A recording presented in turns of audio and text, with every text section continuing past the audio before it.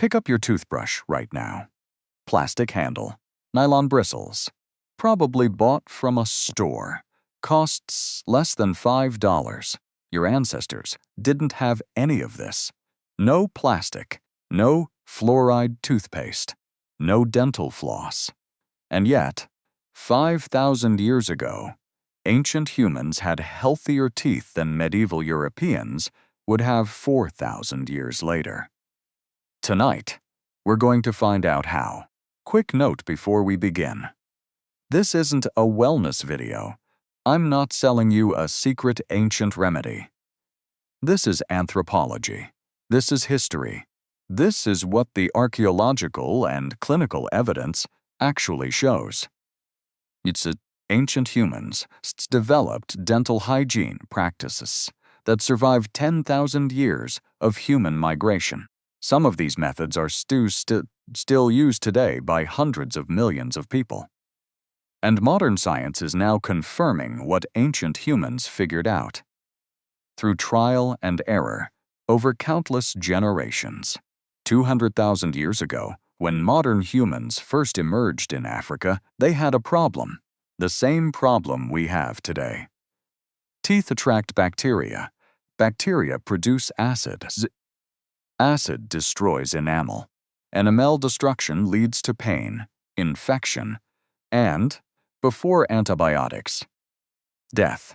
Without dental care, our ancestors would have died young from tooth infections alone. But they didn't. Archaeological evidence shows ancient humans developed effective dental hygiene practices independently across continents, across cultures, across millennia.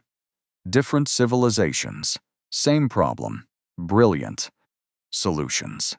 Tonight we're going to look at 4 ancient dental practices, one from each major early civilization, what they used, why it worked, and what modern science says about it today.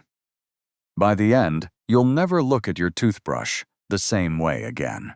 The first story begins in Babylon. 3,500 years before the Common Era, over 5,000 years ago, Babylonians invented something extraordinary, a small stick from the Salvadora persica tree, cut to about 15 centimeters long. The bark stripped from one end. The fibers chewed until they form a natural brush. They called it many names across cultures.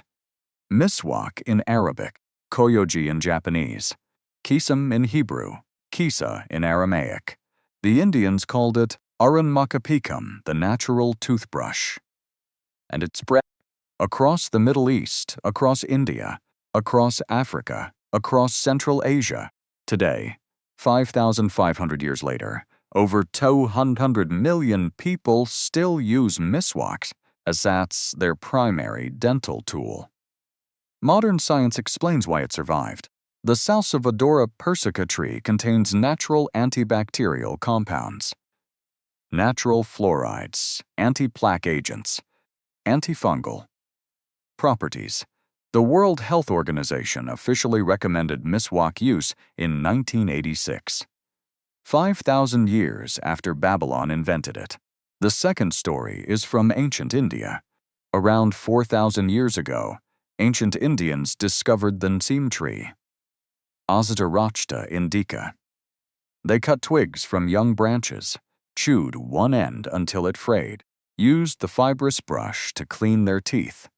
The practice was so important it became central to Ayurvedic medicine, the world's oldest documented healthcare system. Modern research confirms Neem contains powerful antimicrobial compounds. It fights the bacteria that cause cavities, reduces plaque buildup, protects gums from infection. Today, an estimated 80% of rural India still uses neem twigs for dental hygiene, a tradition that has continued unbroken for 40 centuries. The third story is from ancient Egypt. 5,000 years ago, around 3000 BCE, Egyptian dentists wrote down the world's first known toothpaste recipe. Archaeologists found it preserved in ancient papyrus scrolls. The recipe contained crushed rock salt for abrasive cleaning, dried mint leaves for breath and antibacterial action, dried iris flowers, surprisingly effective against gingivitis, black pepper to stimulate gums. Modern researchers tested this exact ancient Egyptian formula. The verdict? It works. Dr. Heinz Neumann, an Austrian dentist who tested the recipe in 2003, described it as a forerunner of modern toothpaste and remarkably effective. 5,000 years after it was first written down, the fourth story is from ancient Rome. Grow. 2000, the Romans took dental hygiene further than any civilization before them. They cleaned their teeth with crushed bones, oysters' bones, shells, and pumice powder. They invented mouthwash, using diluted wine vinegar for antiseptic rinsing. But the most extraordinary discovery is this. Romans invented dentures. 2,000 years ago, Roman dental technicians crafted replacement teeth from carved bone or ivory, held in place by delicate gold wire fittings. Some of these gold wire dentures have been found in Etruscan tombs, perfectly preserved. The Romans understood, we still know today. Tooth loss isn't just about aesthetics.